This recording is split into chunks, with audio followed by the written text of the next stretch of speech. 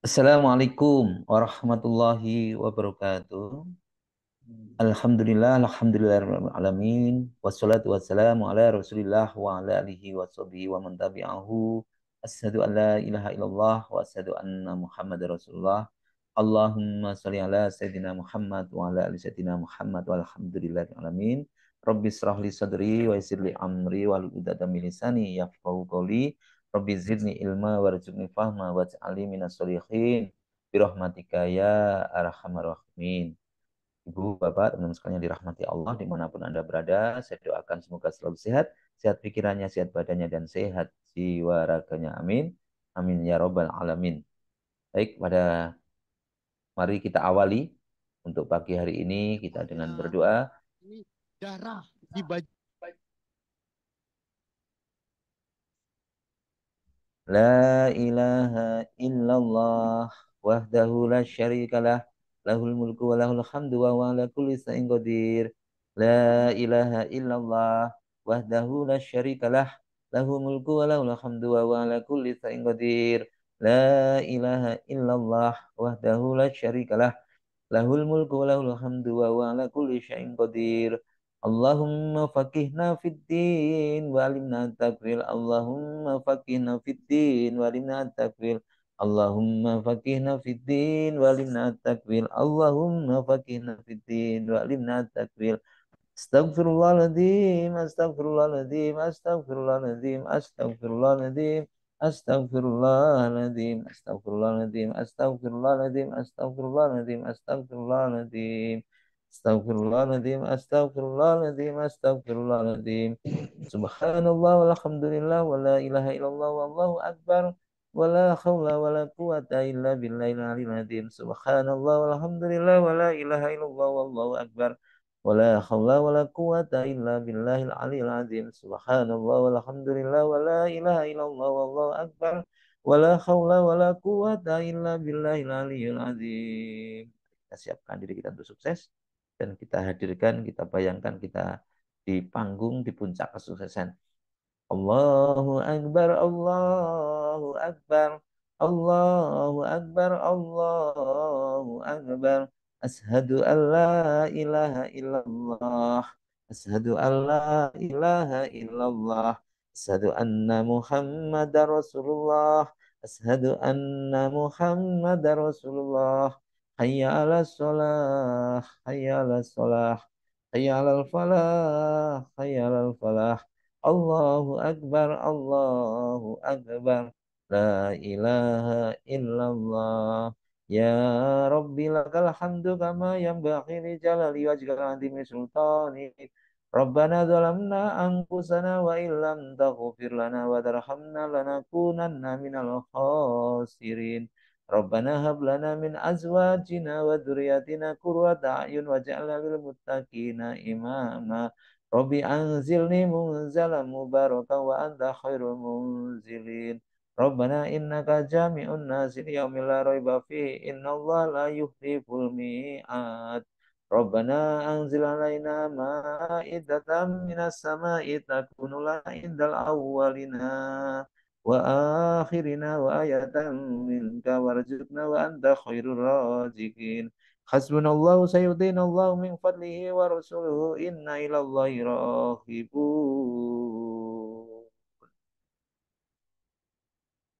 Teman-teman sekalian, ibu-ibu sekalian yang dirahmati Allah, dimanapun Anda berada, saya doakan semoga selalu sehat, sehat, sukses ya. Sehat, sukses, sehat, sukses, sehat, sukses, sehat, sukses, dan sehat, sukses. Ya, ini yang selalu kami harapkan, kami doakan ya. Ini ya, teman-teman sekalian. Pada kesempatan hari ini saya ingin menyampaikan pentingnya kita itu sebagai seorang muslim itu memang seorang muslim setiap aktivitas kita tidak harus tidak harus menjadi orang yang kaya ya. Namun alangkah lebih baiknya kalau kita memang memang kalau bisa kita memang harus menjadi kaya, karena hakikat kaya dalam seorang muslim itu memang hakikat kaya hati yang pandai bersyukur dan hati yang mampu mensyukuri atas nikmat Allah. Namun jika kita itu menginginkan kaya, maka kekayaan itu harus kita niatkan yang benar, ya, yang benar, yang betul-betul, ya. Jadi seandainya kita itu nanti mendapatkan sumber-sumber kekayaan, maka sumber-sumber kekayaan itu harus kita niatkan yang betul-betul kayanya itu karena karena karena Allah, gitu ya. Kita niatkan di situ. Insya Allah kalau kita niatkan yang demikian, maka niatan kita untuk kaya, niatan kita berlimpah itu nanti akan mendapatkan pertolongan oleh Allah Subhanahu wa taala.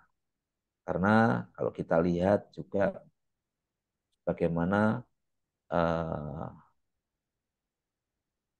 apa itu ya, kalau kita lihat pada umumnya memang kalau orang mayoritas muslim itu memang miskin ya, atau mungkin tidak kaya ya, mayoritasnya kalau kita, atau banyak masalah. Namun kalau kita lihat bagaimana di zaman Rasulullah SAW, walaupun mereka itu hidup sederhana Rasulullah sendiri, namun mereka Rasulullah sendiri itu orang yang pemimpin yang terbesar, pemimpin yang selalu sedekahnya itu luar biasa, ya, dan memiliki kekayaan yang luar biasa. Walaupun hidupnya sederhana, walaupun tinggal di rumah sederhana, ya, kalau sholat itu sampai menyentuh kaki istrinya saking sempitnya, namun sedekahnya itu luar biasa. Artinya kekayaan itu tidak bisa diukur dari harta yang mereka miliki, tapi dari hatinya itu sendiri. Ya, hati Rasulullah sendiri, dan Rasulullah sendiri memang sangat ingin mati, sangat ingin dikumpulkan bersama orang-orang miskin dan berkumpul dengan orang miskin dan dimatikan dalam kondisi miskin. Tapi di dalam bersedekah, berkorban, dia selalu yang pertama. Ya, selalu yang pertama. Dia tidak pernah alasan kalau dia tidak berkorban atau bersedekah. Bahkan setiap siapapun yang meminta, ya, Rasulullah selalu memberi. Ya, bahkan selain itu 10 sahabat Rasulullah yang dijamin masuk surga pun, ya, dari 10 tadi 9 diantaranya adalah orang yang luar biasa kaya raya.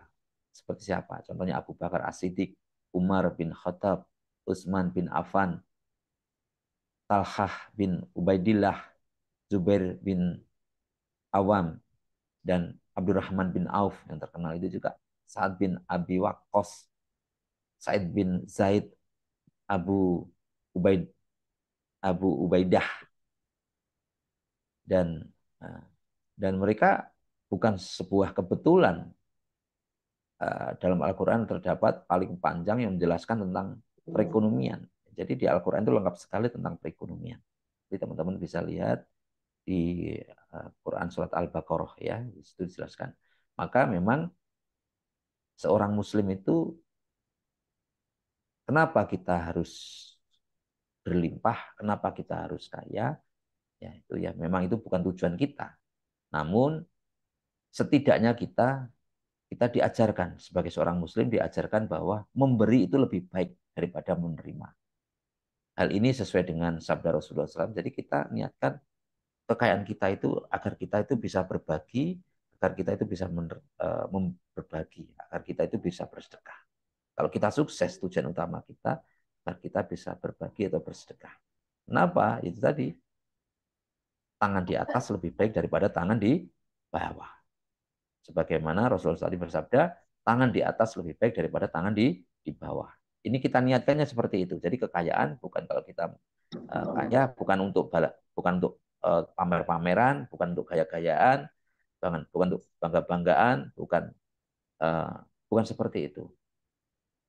Menjadi kaya itu tujuannya juga dengan kaya yang berlimpah tadi, minimal, ya, itu agar akidah kita itu terjaga, ya, agar akidah kita terjaga.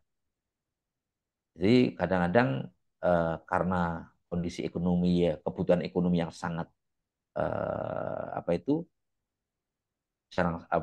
yang sangat kekurangan, akhirnya sampai mereka meninggalkan agama. Nah, contoh kejadian nyata sabda sebut misalnya ada seorang muslim yang terpaksa menikah dengan pindah agama atau murtad dengan alasan perekonomian. Nah, ini kan tidak boleh. Artinya menghalalkan berbagai macam cara agar mendapatkan kekayaan. Padahal tujuan utamanya bukan seperti itu. Banyak mereka hanya ingin mendapatkan bantuan sembako dan seterusnya karena itu dengan agar mereka menjadi kaya. Padahal tujuan hidup bukan kaya, tapi untuk ibadah. Nah, itu berarti kan sudah salah seperti itu. Maka minimal kita untuk memenuhi kebutuhan kita jangan sampai kita menjadi peminta-minta atau kekurangan atau kefakiran. Sesuai dengan sabda Rasulullah, sesungguhnya kefakiran itu bisa menjerumuskan ke jurang kekafiran. Gitu ya. Kemudian dengan kita kaya, minimal kaya hati, kaya itu bukan tidak harusnya, tapi kaya hati, fokus kita bisa beribadah dengan fokus dengan khusyuk beribadah dan berdakwah. Jangan sebaliknya, kaya kita malah semakin jauh dari Allah. Jangan, ya. Ya. Karena bagi Allah itu harta itu hina. Maka tujuan utama dengan kaya kita bisa beribadah. Maka kita hidup di uh, memang jadi dengan kita memiliki kekayaan tujuannya agar apa? Agar kita bisa bisa menuntut ilmu, bisa sekolah, bisa beribadah ya dengan tenang. Bisa bisa khusyuk. Jangan sebaliknya nanti kita malah bekerja malah meninggalkan ibadah ya gitu. Kemudian dengan kita memiliki kekayaan agar kita tetap menjaga niat kita, ibadah kita tetap lurus ya. Uh, Contohnya kita beribadah bukan karena pamrih, bukan karena ingin dilihat orang lain, ya, tapi betul-betul hanya mengharap Allah Subhanahu wa taala, hanya mengharapkan ridho Allah Subhanahu wa taala. Teman-teman suaranya masuk, itu yang di mana itu? Madiun atau mana itu? Suaranya masuk itu, belum di mute. Operator mute dari tadi. Operatornya jalan, suaranya masuk itu. Suara saya jelas nggak ini? Jelas Pak Nur suaranya. Dibetulkan dulu Mas, dibetulkan. Biar dibetulkan dulu, jangan diteruskan. Saya berhenti dulu, dibetulkan dulu, di mute semuanya. Suaranya kenceng masuk nanti. Ini. Saya lanjutkan ya. Menjadi kaya tujuannya agar menjadi bertakwa. Semakin bertakwa ini nggak mudah loh ya. Kebanyakan orang itu kalau semakin kaya semakin jauh dari Allah. Saat miskin dia dekat sama Allah, tapi begitu kaya dia jauh dari Allah. Itu kebanyakan demikian. Sebagaimana kisah Korun itu. Korun itu ahli ibadah, ahli kitab. Ya, ahli kitab, ahli ibadah. Ya. Tetapi eh, begitu mendapatkan kekayaan dia lupa dan akhirnya dilaknat diazab oleh Allah dan mati dalam kondisi terhina.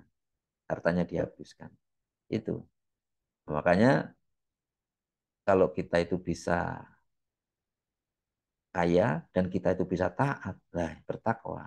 Makanya teman-teman sekalian, supaya itu Allah itu percaya kalau kita itu nanti semakin kaya itu semakin bertakwa, ya kita buktikan mulai sekarang, ya kita takwanya dari kondisi ini. Biasanya kondisi banyak masalah, banyak problem, itu semakin kita mendekatkan ke Allah. Kondisi kurang itu ndonga no woman. Wis sholat itu ndonga, mari sholat itu ndonga.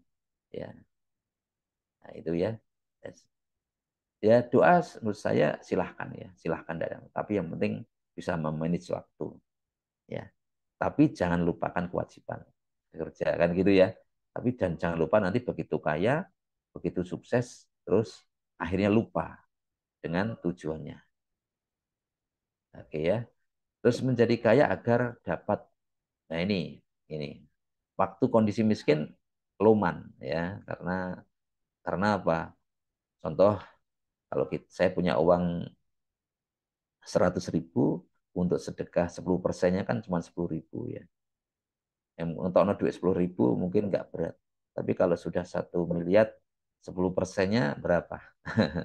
berat rasanya ya. Itu memang semakin ya minimal kita hak-hak fakir miskin itu yang kita lakukan. Kebanyakan demikian teman-teman. Kebanyakan itu godaan dari setan. Ya memang itu yang harus kita niatkan. Kita niatkan selain berpuasa tadi beribadah, bekerja agar agar semakin kita khusyuk ibadahnya.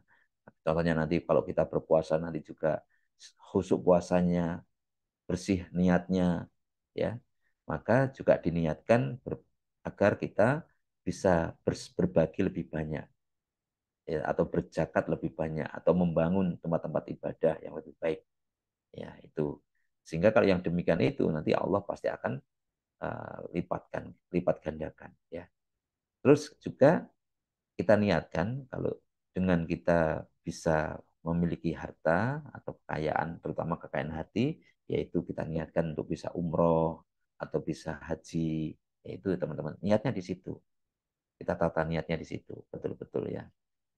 Untuk apa Anda sukses? Nah itu untuk orang yang kita kasihi dan untuk kita beribadah. Itu yang kita umatkan. Tapi kebanyakan orang-orang itu mesti nanti begitu kaya, bukan ibadahnya yang didulukan, tapi membangun kekayaannya.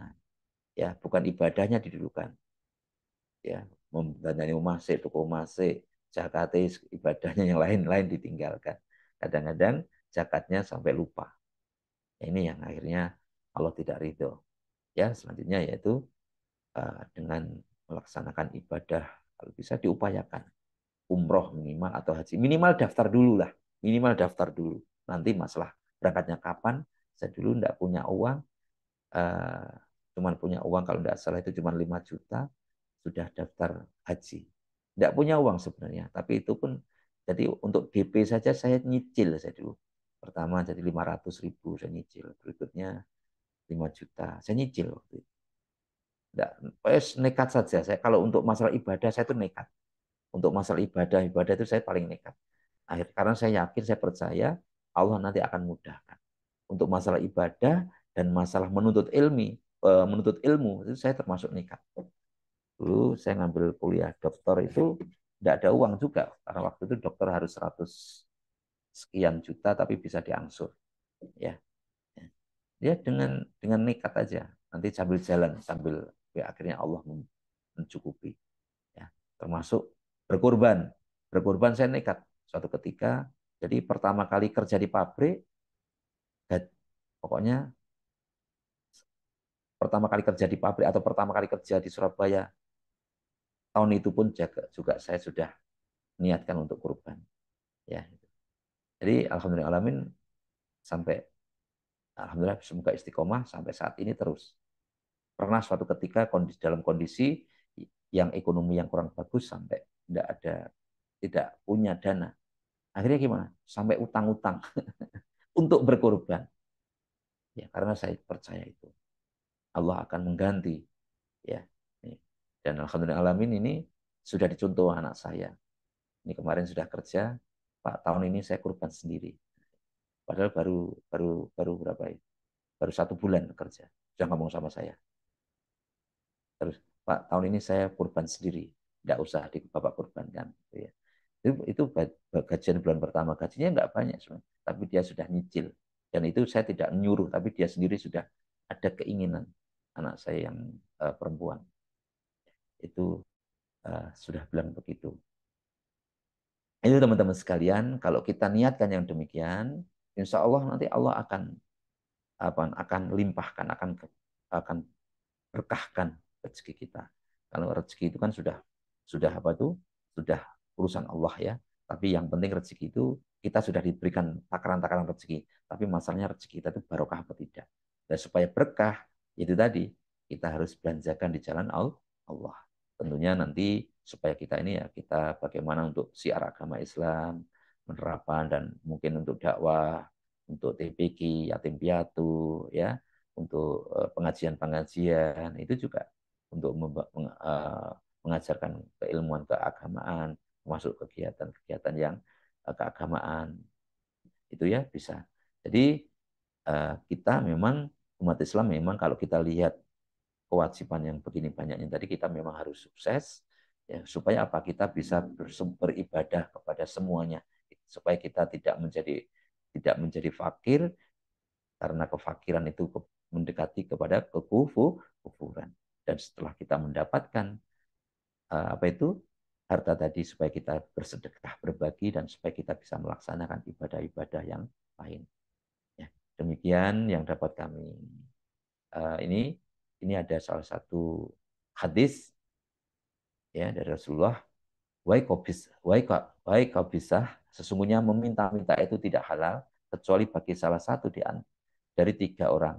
Seseorang yang menanggung hutang orang lain, ia boleh meminta-minta sampai ia melunasinya.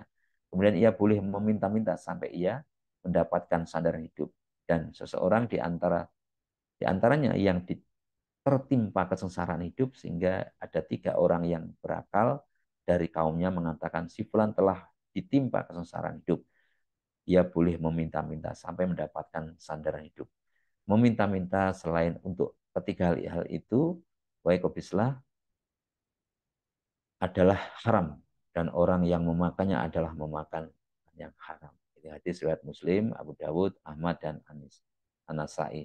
Dan itu Allah telah berfirman, An-Nahl, yang maknanya barang siapa yang mengerjakan kebaikan baik laki-laki maupun perempuan dalam keadaan beriman, maka pasti akan kami berikan kepadanya kehidupan yang baik, dan kami akan beri balasan kepadanya dengan pahala yang lebih baik dari apa yang telah mereka kerjakan. Jadi kalau kita berbuat baik, maka kita akan pasti nanti akan mendapatkan kebaikan, kebaikan, dan kebaikan. Mari kita jadikan motivasi niat kita untuk sukses, yaitu untuk niat dan kebaikan-kebaikan, bukan hanya untuk diri kita sendiri, tapi utamanya untuk keluarga kita dan sebagai sarana kita berdakwah sesuai dengan kemampuan kita masing-masing. Demikian, semua kebenaran datang dari Allah dan kesalahan dari saya pribadi. Mari kita bersama-sama berdoa untuk hajat kita, hajat orang tua kita, saudara kita, ya. Semuanya kita doakan semoga sukses. Al-Fatihah. A'udzu billahi minasyaitonir rajim. Bismillahirrahmanirrahim. Alhamdulillahi rabbil alamin. Ar-Rahmanir Rahim. Maliki yaumiddin. Iyyaka na'budu wa iyyaka nasta'in. Ihdinas siratal mustaqim. Siratal ladzina an'amta 'alaihim ghairil maghdubi 'alaihim waladdallin. Amin. Gue silakan dilanjut. أعوذ بالله من الشيطان الرجيم بسم الله الرحمن الرحيم إذا وقعت الواقعة ليس لوقعتها كاذبة خافضة رافعة إذا رجت الأرض رجا وبست الجبال بسا فكانت هباء منبثا أزواجا ثلاثا فأصحاب الميمنة ما أصحاب الميمنة وأصحاب المشأمة ما أصحاب المشأمة والسابقون السابقون أولئك المقربون في جنات النعيم ثلة من الأولين وقليل من الآخرين على سرور موضونة متكئين عليها متقابلين يطوف عليهم ولدان